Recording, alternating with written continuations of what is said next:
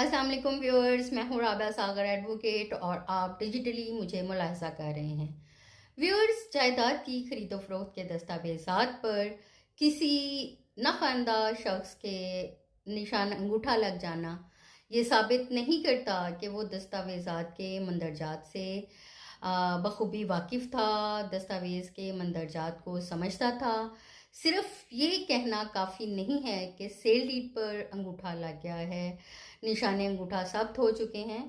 یہ ثابت کرنا بھی ضروری ہے کہ پوری قیمت ادا کی گئی ہے، زمین کا قبضہ ٹرانسفر کیا گیا ہے۔ اگر قیمت کی ادائیگی ثابت نہیں ہوتی تو قانونی اور شرعی طور پر فروخت مکمل نہیں سمجھی جائے گی۔